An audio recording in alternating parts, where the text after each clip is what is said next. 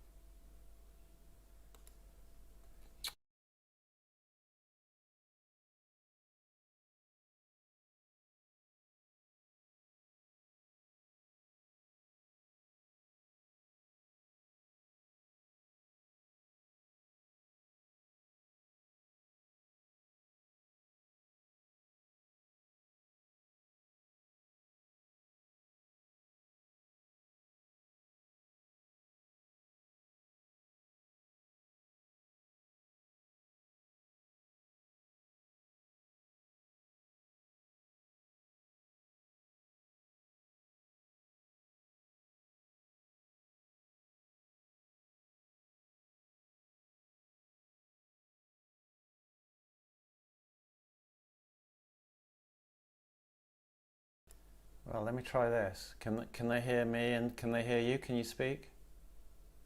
He's saying yes. Let's just check both sides.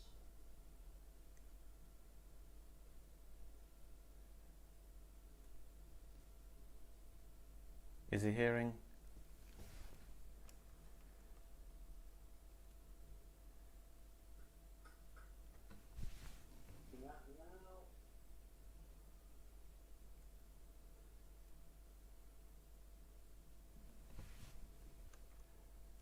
Is it? It's still got nothing from our side at the moment. But he's hearing me, yeah? Yes, he can hear you now.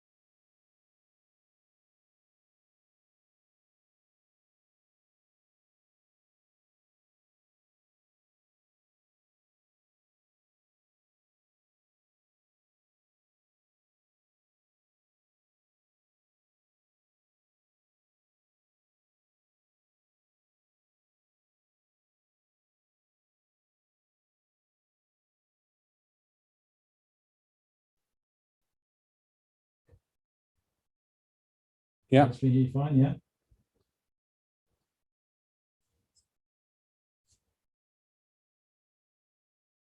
I am having a listen at the moment and I can't hear anything yet.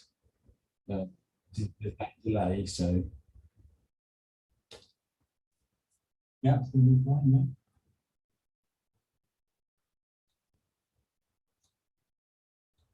yeah. We can hear us. I'm having a listen at the moment. And, we can't hear you at the moment on the stream.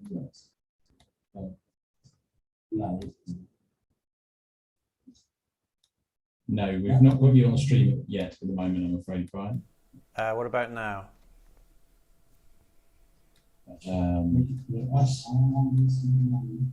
There's about a 20-second buffer on it, so on the stream.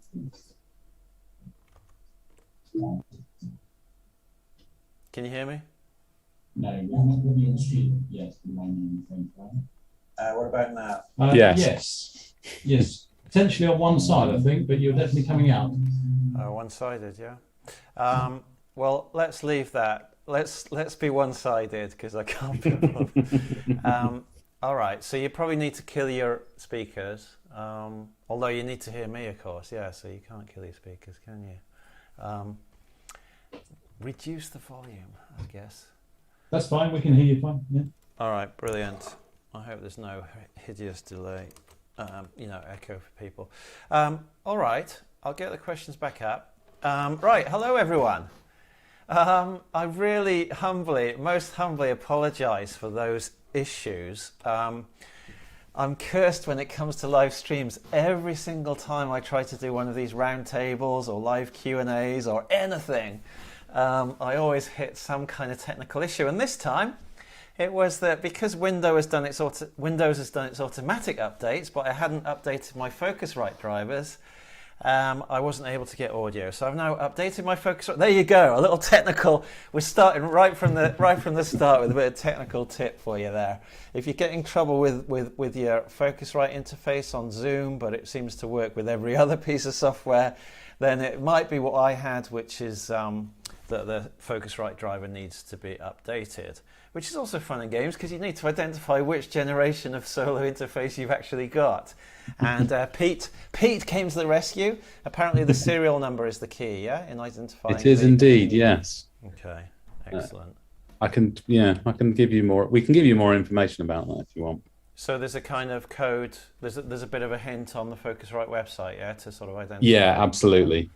If you maybe we can put a link later. Yeah, cool. Yeah, in front of me right now. Yeah, that's right. So I've got a humble little Focusrite Scarlett Solo, and it was working perfectly for everything, but not for Zoom. So, but now it is. So there's no stopping us now. So anyway, I'm Brian Waters from the QTube, which is a free community for composers. I'm assuming that most of the people that are watching this probably know who we are, but just in case you don't, it's a completely free community for composers at the moment, but we will be increasing that to filmmakers as well to get you guys networking and connecting and doing projects together. And for composers at the moment, we offer a nice library of free unscored videos for you to practice composing music for, and then you can upload them to your profile on the QTube and share them with other people and give each other feedback and create a nice network. At the moment, so we launched last summer last year, and we've got just shy of 7,000 members already worldwide, which is really nice. And I think they range all the way from, I think the youngest member that I'm aware of is about 12 years old, all the way up through to seasoned veterans. We've got members in their 70s that I'm aware of. There's me somewhere in the middle, and we've got Grammy winners. We've got all sorts. We've got full-time professional working composers. We've got students and everything. So if anyone's interested in joining us and making use of the resources in the community that we have, you're very, very welcome. And we do run scoring contests, which are usually free to enter, and we've got some exciting things coming up on that front, so it's definitely worth tuning in. But without further ado, this is a relatively new thing that we've set up with Yellow Technology. Yellow Technology are a UK-based specialist technical solutions company. I'll let them explain if I've done it wrong. Predominantly for composers setting up their studios and upgrading their studios and all the rest of it. And they do work for customers outside of the UK. And so once a month in principle, we're going to do these short live stream things whereby you can fire in questions ideally in advance, but you can do it in the live chat as well, and we'll try to get to them. And we'll exploit the generosity of Yellow Technology to get your answers to you. So I'll let the guys from Yellow introduce themselves and correct or add to anything that I've said about the company. No, you've done pretty well, Brian. I'm Pete, one of the directors of Yellow Technology. I was here last time. And yes, Brian's right. We do a lot of work with composers. We also work with all sorts of other areas of music and broadcast. Yes, certainly we work with a lot of composers. We're delighted to be doing this with you. And today I've specifically brought in Ben, who's our production manager, because he has. We were looking through the questions, and certainly some of them are more his bag than they are mine. So yeah, Ben's going to add his expertise to a few of them. Okay, great. Ben, do you want to just quickly? Do you want to just quickly introduce yourself?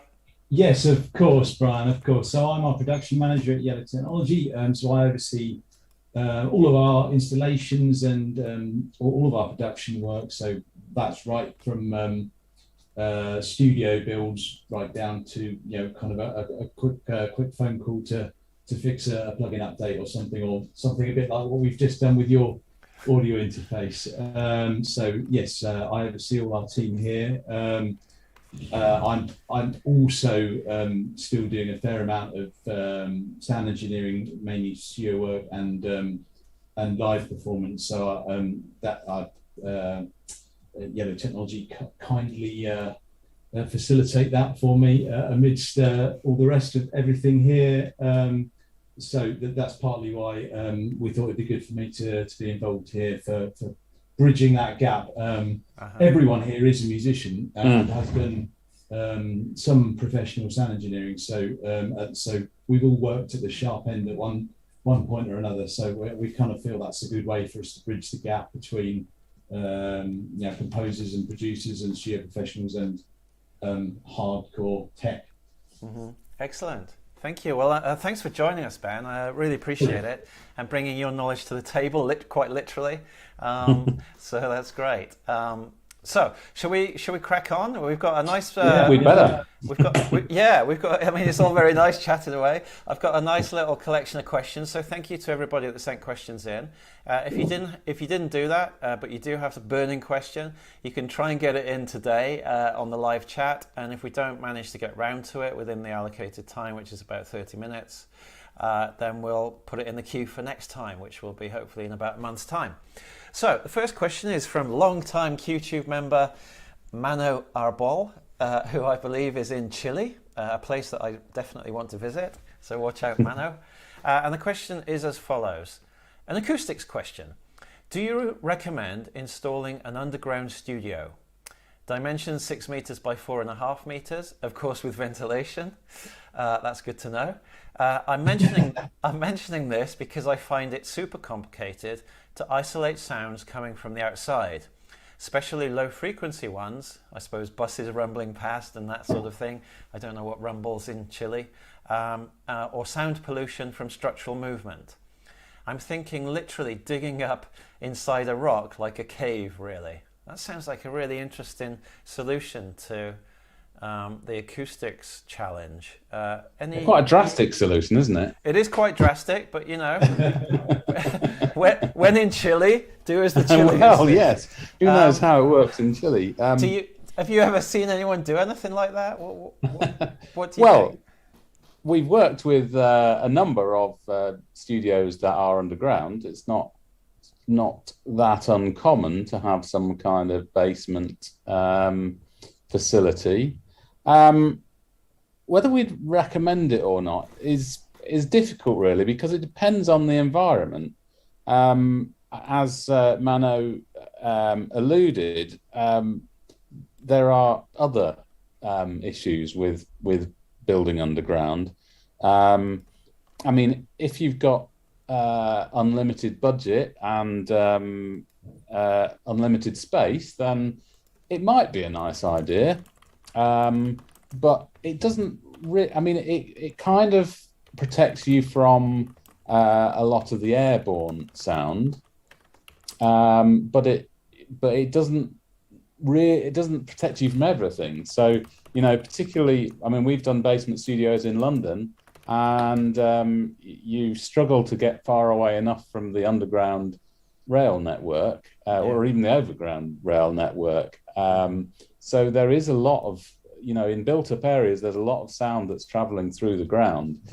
So you have to, the isolation problems are different, but they can be equally challenging. Yeah. In fact, they can be more challenging. I'm thinking of one particular place at the moment that's a audio book publisher, where they've had a studio that's been fine for many years, and then all of a sudden TFL decided to change their network, and suddenly they're getting all problems there. Oh dear. So, which is very difficult to resolve now. So no, it's not necessarily the answer. It could be an answer. The other thing I would say is that one of the biggest issues you have with underground spaces, and this is more to do with existing spaces than if you were starting a new one, but is the height. Often people will come thinking that they've got a big space underground, but the underground rooms typically are a lot lower than other rooms, which doesn't leave you a lot of space to do the treatment that you do need to do. So if you think even if you've got an underground room that was perfectly isolated, if it's only 2 meters tall, then you haven't really got room for any treatment on the ceiling, and that small dimension is going to be your biggest problem. So yes, it's not. Unfortunately, it's probably not the panacea that he hopes it might be. I mean, it's very fashionable in London at the moment, isn't it? Building down. We have had to do a number of studios in the last couple of years in London, in newly made basements. But that extra amount of depth that you have to dig down or commission somebody to dig down is expensive. Sometimes structural issues there as well. You need a structural engineer involved very early, don't you? Yeah. But then to get, like Pete says, to get enough height to float the floor, which you'd need to do, and suspend the ceiling, you do have to go down deeper than your average quotation. For if you go on a building website and get a run-of-the-mill quote for a basement room, you're adding a fair number of thousands to that to go that extra amount usually. Yeah, I mean, it's worth saying that Mano says, because I find super complicated to isolate sounds, I'm afraid it just is super complicated to isolate sounds, and it's expensive. Yeah.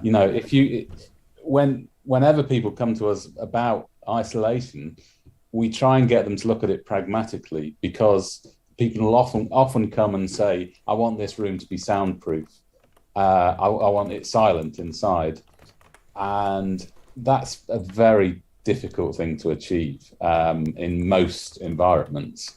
So you have to start looking at, do I really need it silent? Could I record at times of the day that where it's going to be silent anyway? Could I do it somewhere that's quieter? Is it that? Do I actually require silence, or could I live with some of those sounds? Pragmatism is going to save you a lot of money. And height, width, and width are the key factors in being able to isolate rooms. So potentially, we don't know where Mano lives, but potentially you're going to get you might be able to get more height and width above ground for the same amount of money as digging down, and then use that height and width to build the wall constructions for a well isolated room. The floor and the ceiling take up a lot of room. Okay, great, thank you. And you guys are up for a trip to Chile if required? Oh yes, absolutely. Yeah. Consultancy. Okay, on the hoof. All right, brilliant. Thank you, guys. That's a very interesting answer to a very interesting question. Thank you, Mano. Thanks for the question. It's good to have something to get our teeth into. Yeah, definitely. Okay, on to the next. Yeah. Right. Reg Desar, I believe. Acoustically, is it a bad thing to have a resonant instrument in the production studio? Is it worse to place it next to a subwoofer? Is it worse to place it in a corner? Is it even worse to place it next to the subwoofer, both in the corner? The resonant instrument I'm referring to in my case is a UFO steel drum. I think you should go for that one, Ben, because I think your room's full of resonant instruments. I guess if you're hoping to not have that instrument on your recordings, then yes, sounds like a bad idea. might be worth putting something absorbent on that drum to stop it resonating when you don't want that on your recordings. Yes, it's likely to resonate more in that position, and with regard to the frequency, that might be harder to say without looking at the instrument, but certainly if you're going to put it near the sub, then it's anything that it will resonate low down, it will definitely. I have to say, I've got stories, and I'm sure lots of people have got stories of accidentally leaving an instrument in a studio and there being a happy accident. Certainly, right. Yeah. Certainly, I've seen banjos and dobros, those kind of resonophonic instruments, be left in booths on vocal sessions, and that you get a very interesting natural, not quite reverb coming back if you're near enough, particularly if you've rigged room mics. It can be kind of fun, and so yes, it's not always out of the question. But those stories usually come from accidents rather than somebody planting them. But yeah, it's an option. It's a perennial problem, I suppose. Yeah, for many studios where they've got perhaps a snare drum lying around and other such things, cymbals even. Yeah. Yeah. So, rugs. Throw rugs over things like that. It's a good start. Is that what you see quite a lot? Yeah, people just throwing something over them to dampen them down. Yeah, for that kind of thing. But of course, that wouldn't do a lot for something that would resonate at a low frequency. So at which point you would be looking to remove it, or put something very, very thick, like a big cushion against it, or something like that. And of course, anything like the instruments I just described, like a banjo or a resonophonic guitar, where you've got the resonator inside, then again a cushion or a blanket won't do it, and you do need to remove it if it's irritating. Yeah. I suppose the other thing is, if it's that kind of higher frequency or mid-frequency sound, is you can use your null access on a directional microphone. So if you're using a cardioid, putting it towards the back of the lobe, or if you're using a figure of 8 with the arguably the strongest null axis, putting it 90 degrees to the microphone is a good start. Okay. I mean, that's really good recording techniques. It's all about what you don't pick up rather than what you do. So looking at your microphone's polar pattern and pointing the null axis to the offending area. Way to go. All right, brilliant. Thank you. Next one. We're rattling through. Yes. We're rattling through. Okay, this is from Prakash. My question. I currently work on a mid-2010 Mac Pro. Shall I read the spec? 2 times 2.66 gigahertz, 6-core Intel Xeon with 128 gigabytes of memory. I will need to upgrade soon as I'm on the last OS that this Mac is compatible with. I've been looking at the M1 Mac Mini and want to know if it's possible to use the M1 Mac Mini as a master computer with my old Mac Pro as a slave computer. I'd like to be able to take advantage of the 3 remaining hard drive slots in my Mac Pro while staying with the current as far as the OS goes with the Mac Mini. Any help or advice would be appreciated. Okay. There's always a Mac question, isn't there, in there? Yeah, absolutely. So yeah, it's an interesting question. It's a question that comes up quite a lot. Can I use my old computer as a slave, to try and make the maximum benefit out of what you've got? Generally speaking, we've found it not to be particularly beneficial. What we tend to find is that once you've got a new computer, your older computer doesn't really bring much to the party. Now, I think this situation is a bit different in the sense that I think we discussed in the last Q&A that the current M1 Mac Mini is rather restricted on RAM, which is one of the reasons we don't recommend it. So you can only get 16 gig of RAM on there. So you wouldn't be able to run an awful lot of sample libraries on there, for instance. So I find it quite an interesting proposition in that you could use that Mac Pro with something like Vienna Ensemble to run all your sample libraries. And yes, you might make decent use of that in that way. I think the cautionary note would be that it just makes your system quite a lot more complicated. So I think you have to be confident in what you're doing to do something like that, because once you've got two computers running, you've got probably more than twice the problems that could occur, really. So I think it's not for the faint-hearted, but I think it's an interesting proposition in this case. Will you agree, Ben? Yeah, absolutely. I think it's often to do with whether you're used to working that way or whether you want to get used to it. Potentially, if you've come to composition from sequencers and samplers, then it's very intuitive for people.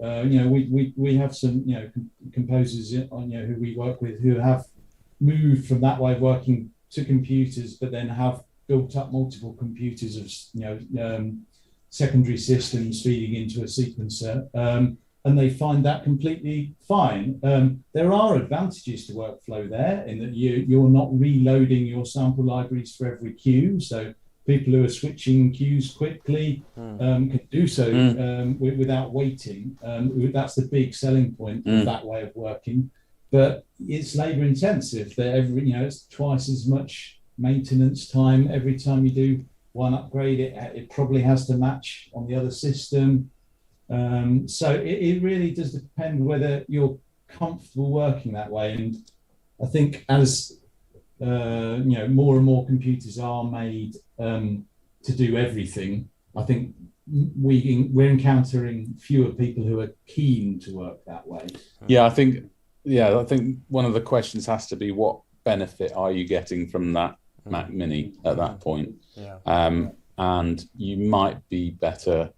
Well, I think you would be better going for a more powerful machine. But I happen to know we've got a question coming up about that, so let's leave that one. I'll just while we're doing the next one, I'll try and put a link in the chat. Our colleague Anthony Connor did discuss the hypothetical question of whether 6 Mac Minis and 6 Mac Minis running as a slave like this is better than one Mac Pro at an event we ran last year, and so that answer and all the discussion I can put in the chat shortly. Okay, great. That's in there now, I think. Excellent. Okay, thank you. No worries. Is that is that a piece in your blog or something? It was an event we ran about the 2019 Mac Pro.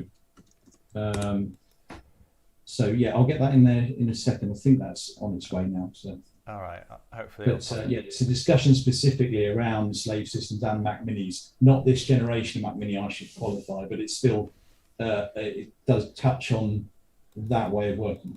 Yeah, we've got another question come in. I'll put it into the document. We'll see if we've got time to get to it. Okay. Yeah, this is good though. We're getting new questions. It's an old classic, actually. I could probably answer, to be honest. But yeah, anyway, we'll come to that if we can. Next one that we got in advance was from Linda Robertson Reinhardt. Nice, easy name to pronounce. Thank you, Linda, for that. And for your question. And I believe she's in the live chat, which is doubling the excitement. Okay, it's a fairly long question. Let me go through it. I struggle with mixing and mastering my music, but this seems more pronounced when I'm working with video for YouTube contests, etc. Oh my word. I'm not yet in a position to hire mixing and mastering professionals. I think that's a fairly common position for people who are still establishing themselves. So can you help me understand why my music sounds pretty good to me through my Audio-Technica ATH M50X headphones and Rocket speakers, nice, but seems terrible when it gets uploaded to YouTube, aha. Is it an artifact of going through DaVinci Resolve? For me, DaVinci renders significantly faster than Pro Tools, so I've been bouncing the music to disk, then uploading the music and video each separately in DaVinci, rendering them together there. It still sounds okay to me, but when it gets to YouTube, it's bad.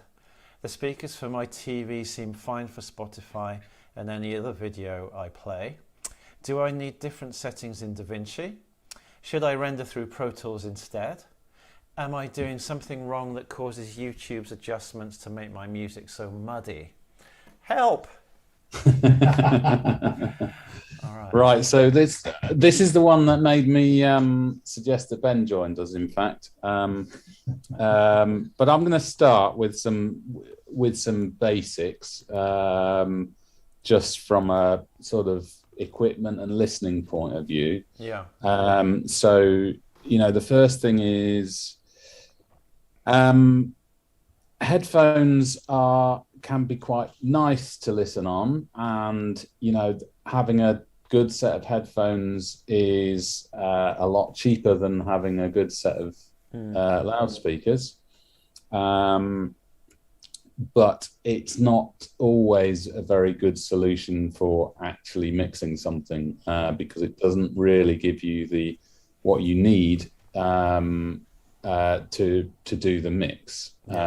It's often something that people go to while they're mixing, but to do a whole mix on headphones is going to likely cause you issues, because obviously you're not getting the interaction between the two speakers that you would. So you've got to be careful with the headphones and make sure you are using speakers as well. With the speakers, this could be part of it. We haven't mentioned room acoustics, but room acoustics is going to be an issue.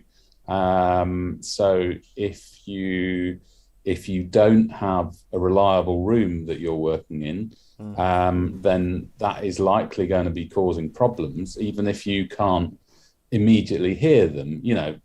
We can all we all do set up speakers in non-ideal environments, and they sound fine to us. But sounding fine for listening to a track on Spotify isn't the same as sounding correct for doing a mix. So you have to be very careful on that as well. I'm very happy you can't see my setup here. I mean, the main thing is to be aware of it, really. And if you know that there could be a problem, then you can't necessarily rely on that. Sure.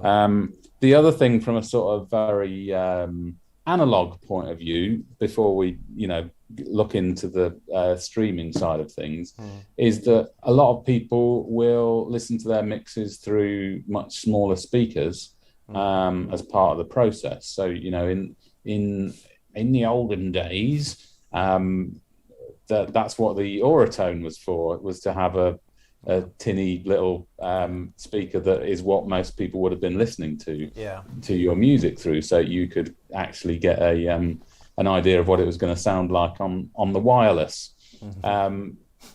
But nowadays, we routinely will wire up people's tellies so that they can listen to their mix through the TV speakers as well, just so they've got a good idea of what people are going to hear. Okay. But I suspect this question is a bit more than that, so I'm going to pass over to Ben for the I think other bits. It just occurs to me that obviously when you're trying to do this kind of troubleshooting and so on, you've got to be doing like for like tests, haven't you, and sort of eliminating one thing at a time, not multiple things at the same time. And it sounds like she might be sort of eliminating or trying to eliminate multiple things at the same time. So she's kind of going from listening in her studio to listening to it after it's been uploaded to YouTube on a completely different system. So there are multiple potential.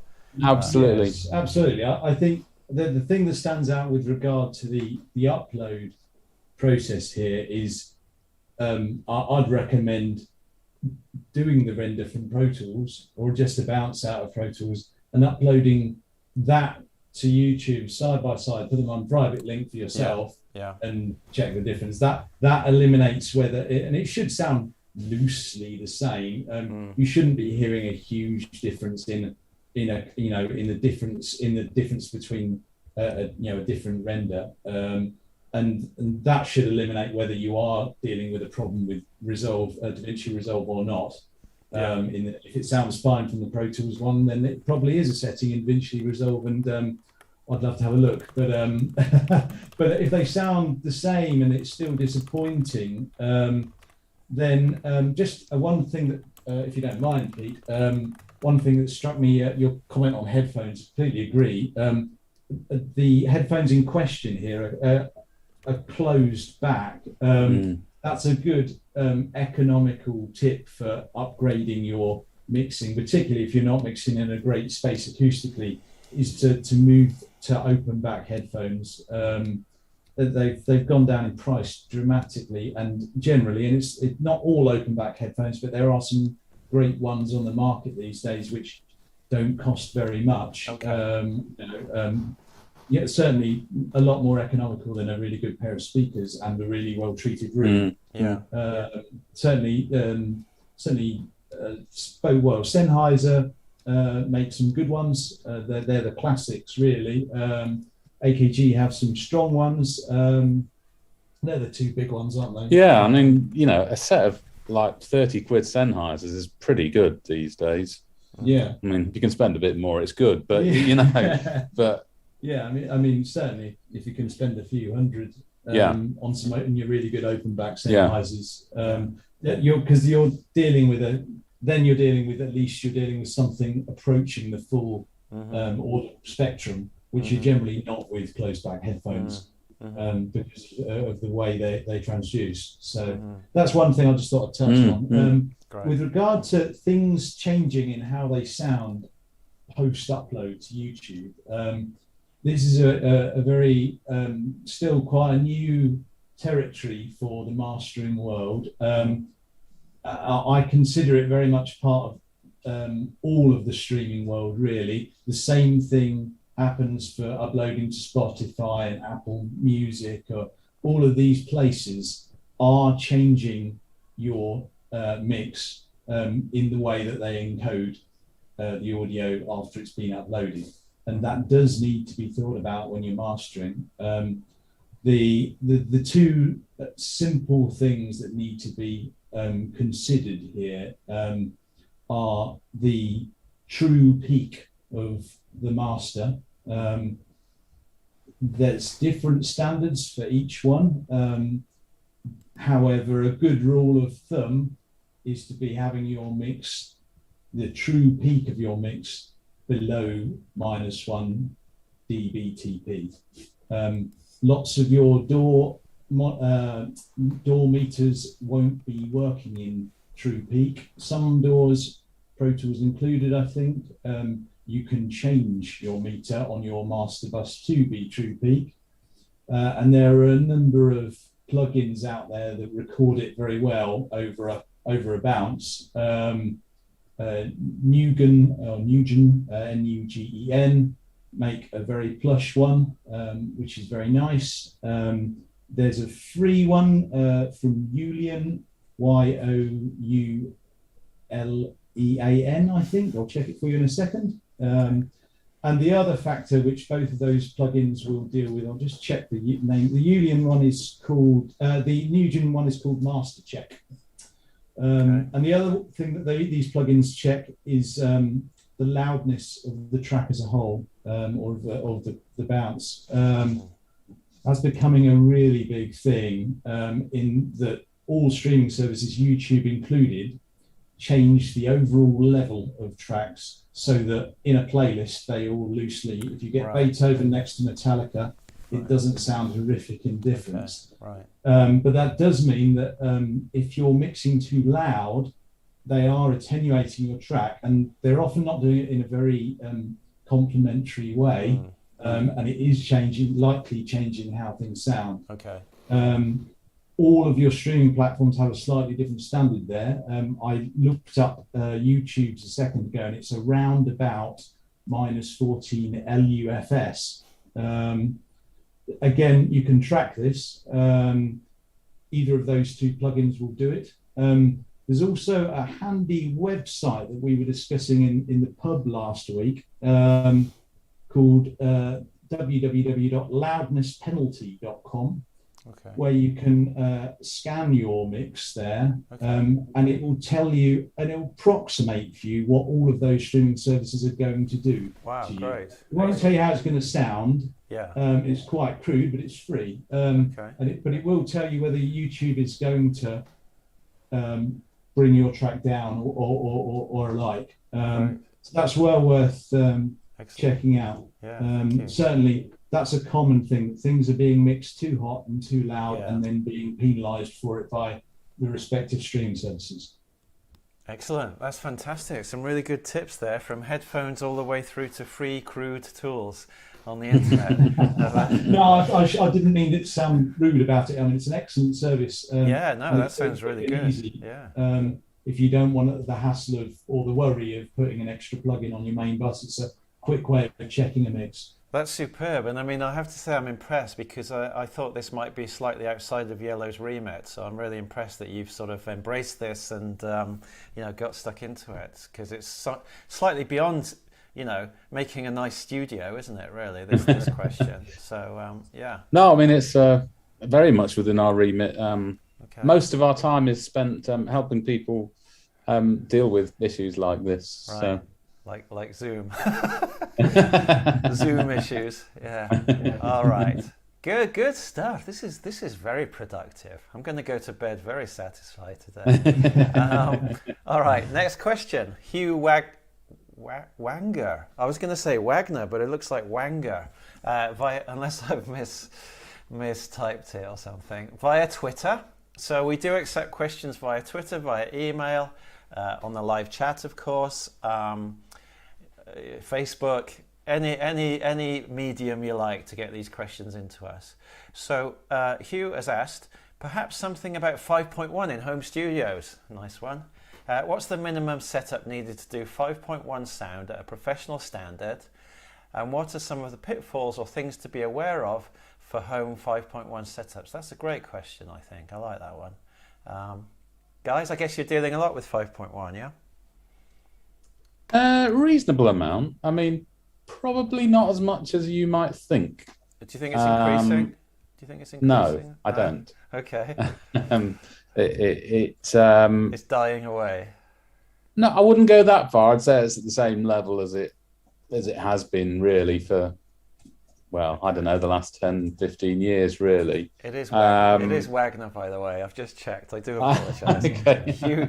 Hugh Wagner. There we are. So it's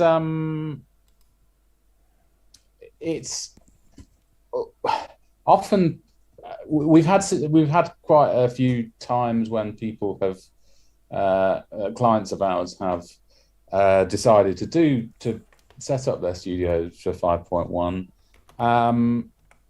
More often than not, they find they don't use it as much as they thought they were going to. I wouldn't say it's all that common, to be honest. Okay. I think what's the minimum setup needed to do 5.1 sound at a professional standard? I would say as a professional studio. But I think I think there's a few things to consider.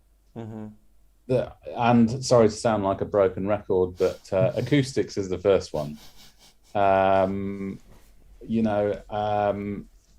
We've said it before, but acoustics is very important in a mixing environment anyway. And often overlooked, do you think?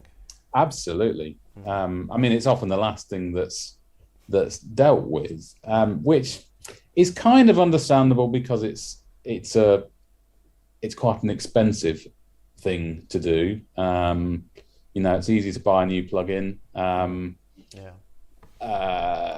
But it's not that expensive in that, you can it's easier to sort of keep buying plugins, whereas acoustic treatment tends to be at one big spend. So it tends to be something that gets put off, but it does make a huge difference.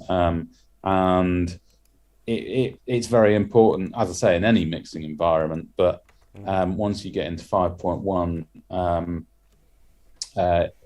even more so. Okay. In terms of what you need,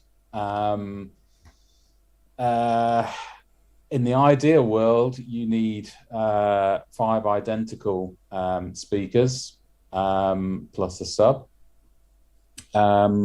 Often we will look at smaller speakers for the surrounds, but even then we're trying to find something that is reasonably well matched to the front. So we were looking at something the other day for someone, and trying to find the same smaller speaker by the same manufacturer that had the same tweeters and that kind of thing. So you've got a reasonably good match. Okay. The reason we're not too worried about the rear speakers is because you don't tend to put an awful lot in them.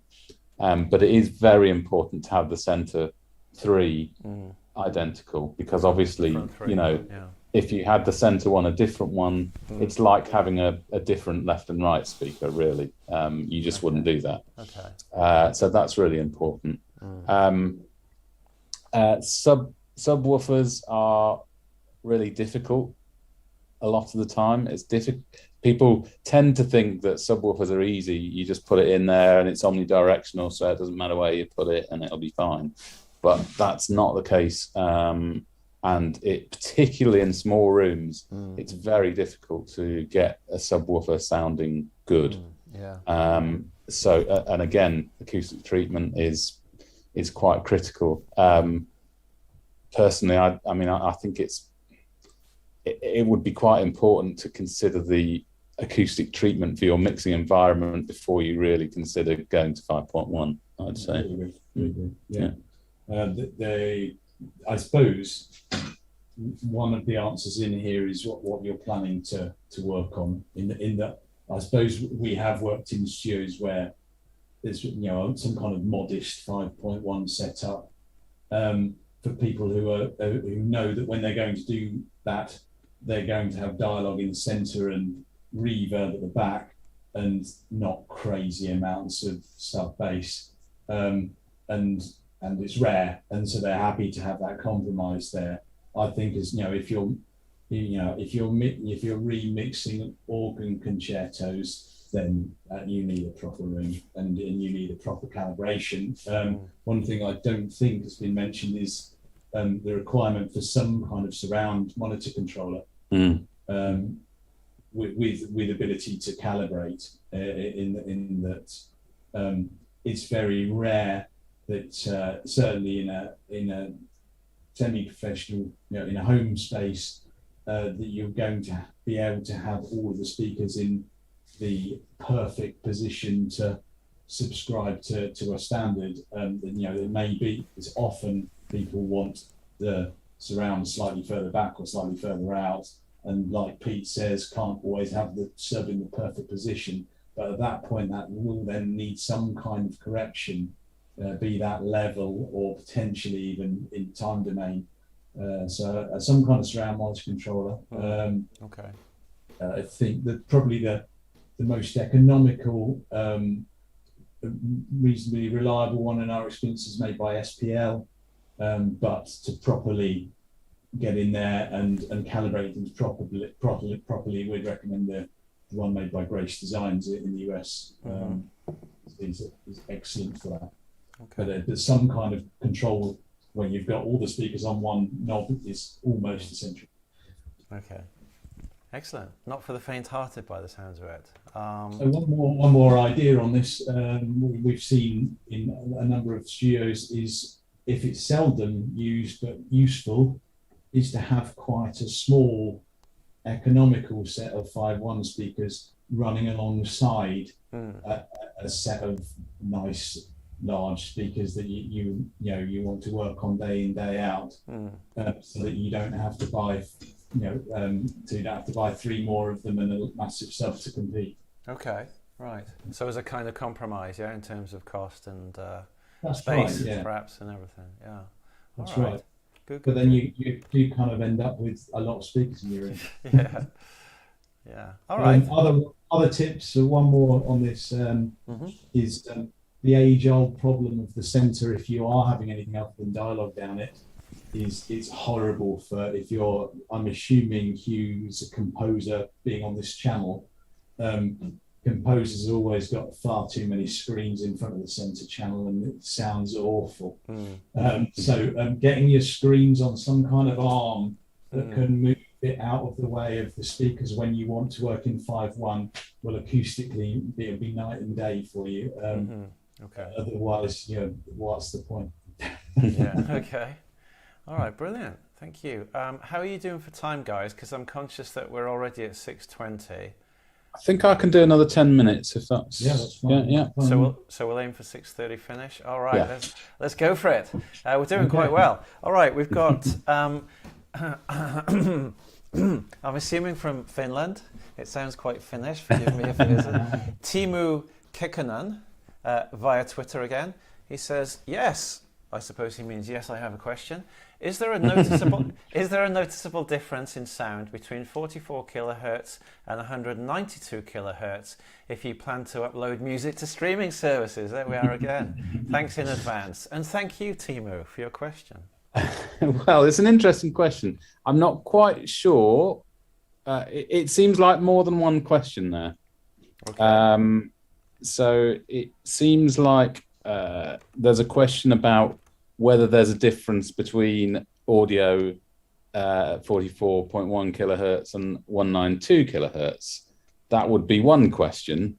If you plan to upload music to streaming services, that's kind of a different question or an extension to that question. I think the way I read it, but feel free to ignore me, is he's asking whether it's worth worrying about going up to 192 kilohertz if all you're going to do is upload it to a streaming service. Are they going to sort of mangle it such that the benefit, if you like, of going to 192 is going to be lost anyway? That's the way I read the question. Everything I said earlier regarding your master is very important for streaming service, regardless of what sample resolution you're working at.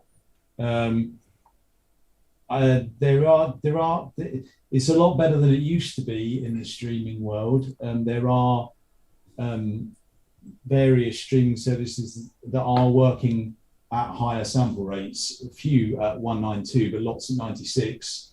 So your likes of Tidal, Apple's own service now do run at a high resolution. And at that point, if you've gone to the trouble of recording and mixing there, then I'd recommend making a master there and uploading it in those places, or asking your label to, certainly.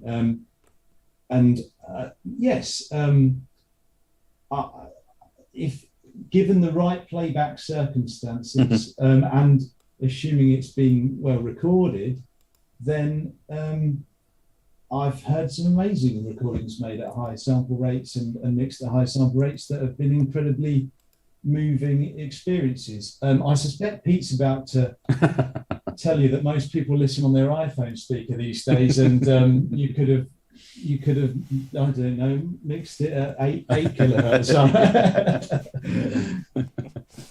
Well, we talked about this earlier, and that was my little cynical remark about it, that, I think once you're talking about the differences between those sample rates, you do have to have a pretty good playback system to be able to appreciate the difference. Mm-hmm. Yeah. All right. Yeah, we often get asked about converters in studios, and I've sat through hours of converter demos, and they're hard to tell the difference these days. We always go through, if you go through your signal chain of making a recording, so musician, microphone, preamplifier, EQ, mixer, converter, that bit is the hardest bit to hear a difference on. So if you've made a great recording with a great musician through a great mic pre, well mixed, then that last bit's worth thinking about. Okay, all right, brilliant. Thank you. Good. Okay, racing on. Jeff Smith via Twitter, another Mac type question. Will the M1X Mac Mini be a worthy successor to the Intel 8 core for Logic Pro users? Well, we don't know anything about it yet.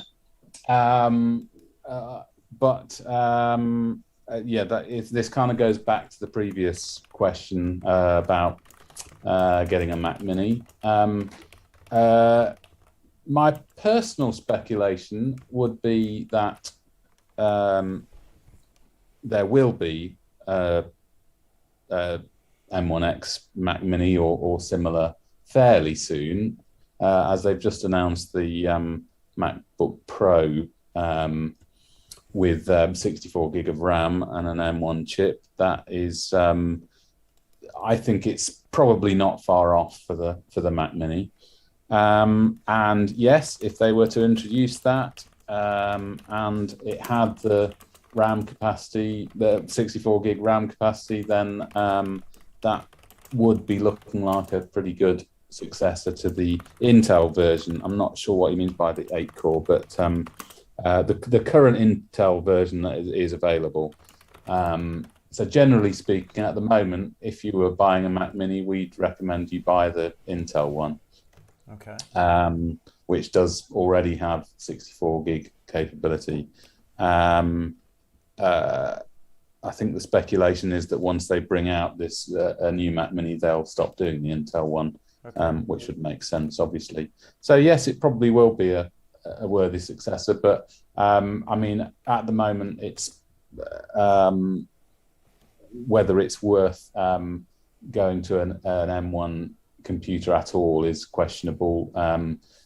In that there are a lot of things we don't know about them yet. In terms, things that don't necessarily work all that well. A lot of apps, plugins, etc., that need updating to work with them. So it's very early days.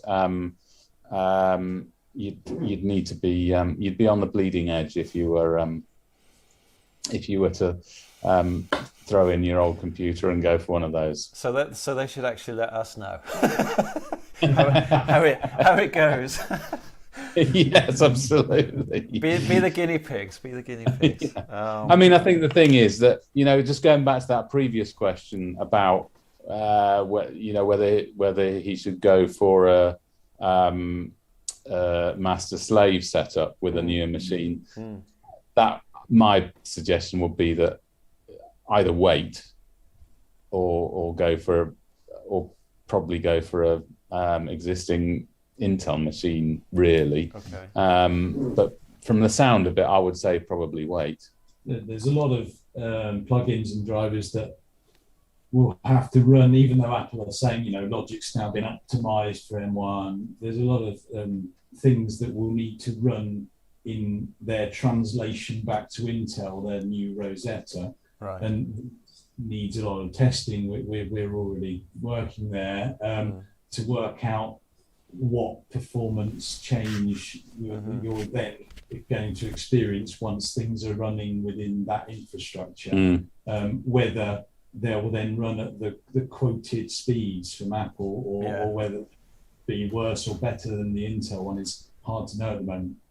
Sure. Okay. I think general good advice for composers who want to get on with their work is not to be on the bleeding edge. Yes.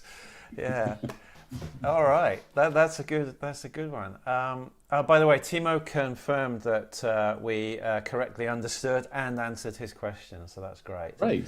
That's good to know. Yeah, that is good to know. And Linda also expressed gratitude, guys, as well. With pleasure.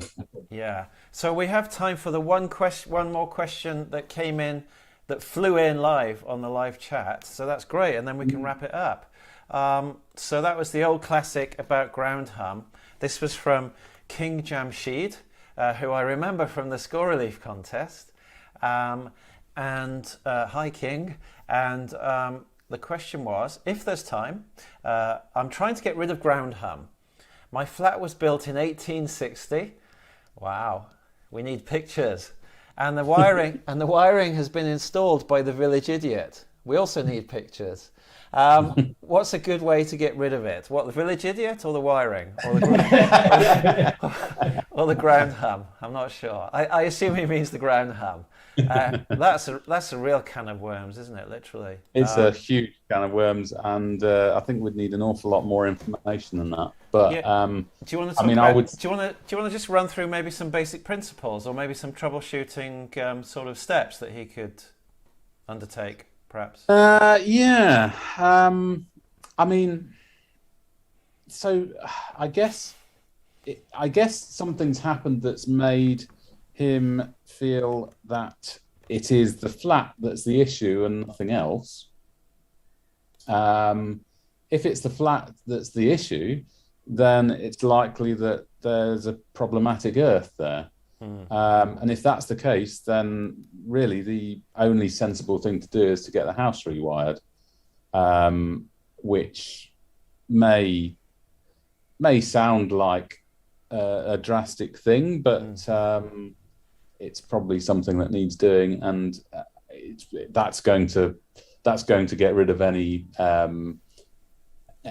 issues that are related to the house. I think. Right. I think trying to do anything. I think if you know that it's a problem with the wiring in the house, I think trying to do anything else would lead to. I don't think you'd be successful with that. And right. And if there is an issue there, then it's likely there's a safety issue as well. So I would get the wiring seen to. Yeah, don't touch anything, King. Don't touch anything. I mean, in terms of general, I mean, people talk a lot about ground hum and ground loops and things like that. It's not, and a lot of things get lumped together. I think the important thing to do is isolate where the issue is. Yeah. It's not it's not always a ground loop. It's not. It can be all sorts of things. If you're getting a hum, is it a mains hum? Is it at 50 hertz? If it's at 50 hertz, you can tell that it's related to the electrical supply.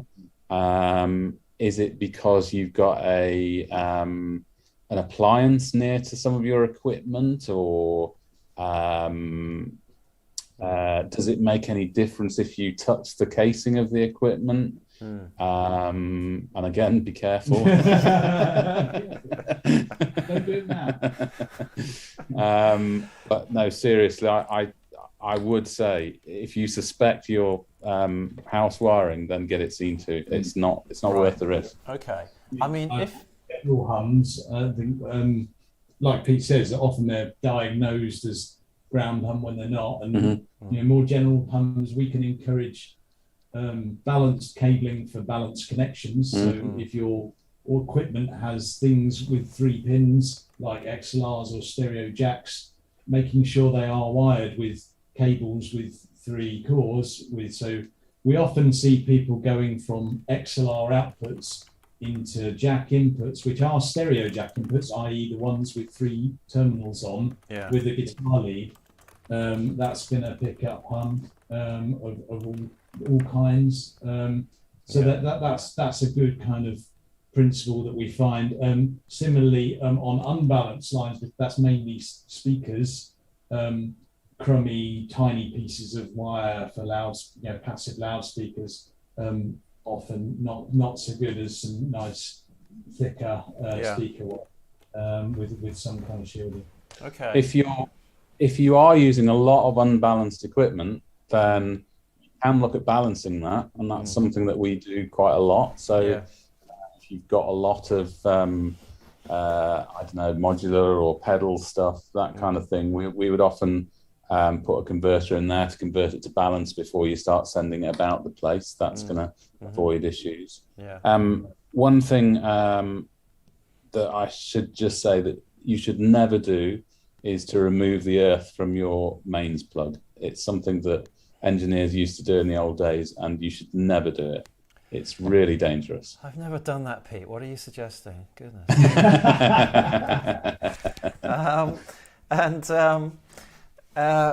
So if he suspects, so let's imagine, I mean, we don't know anything about his setup, but let's imagine that he's got a dedicated room as a studio. It's just a single room, you know, there's no vocal booth or anything like that. And he's got what he suspects is dirty mains. I mean, is there simply a device that you could fit as a kind of filter or something that might help a little bit with that for everything in the room, if you like, just for that room? Or is it not really? Does that not really work? I wouldn't really go down that route before you've investigated the actual circuits. Okay. People often talk about dirty mains supplies. I don't really come across them these days. Well, but it's 1860.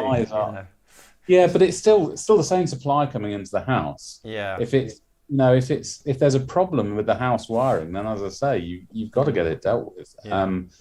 If it's I guess the consumer unit or the meter could be causing a problem, but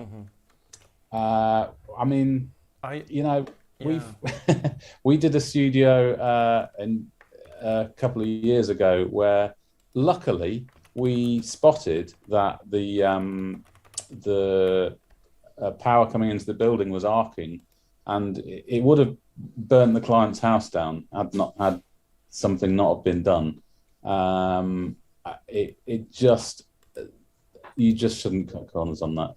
If there's an issue, then you should deal with it. I mean, what you could do as a starting point is you can get a fairly cheap little device that you plug into a socket on the wall, that will just verify that there's an earth and that the signal's the right polarity.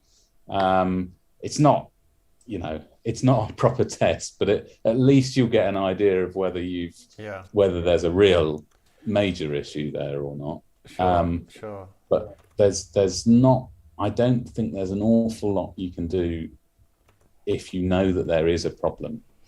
Okay. I mean, if it is just a case of terrible wiring in the flat and does need rewiring, I mean, would he be able to sort of compromise by just having the studio as a sort of single circuit rewired, and then if he doesn't want to get the whole of the flat rewired, would he be able to do something like that, do you think? Or again, it depends on the specific circumstances. From what I've understood, he's saying it's likely that the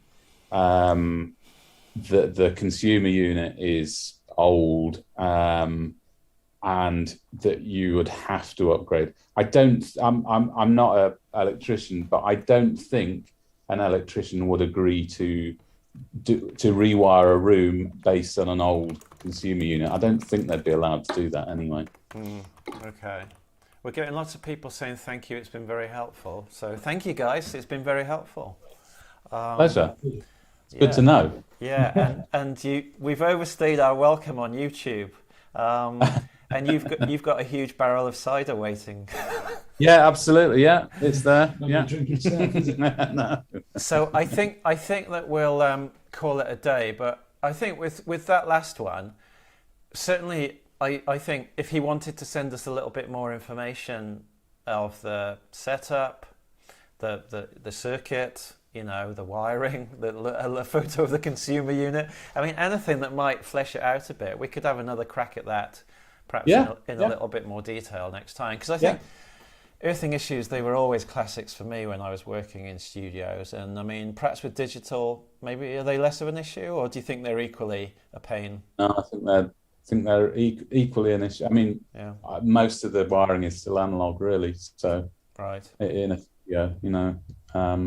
So no, they're still an issue. King Jamshid says, "Thank you. It's been great as well." So he's to some extent still alive and and satisfied with what we've given so far on that one. That's a relief. That we might get part 2 of that one. That would be interesting. Yeah. All right. Well, guys, all I can say is, thank you very much. Благодарю, as they say in Ukraine.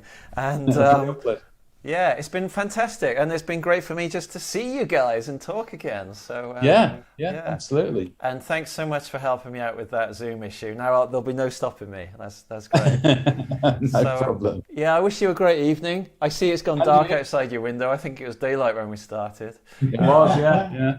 So yeah, have a nice evening, and Yeah, and you. Thanks, everyone. stay in touch. Cheers. Take care. Thanks, See Mark. you. Cheers. Bye-bye. Cheerio. Bye. Bye.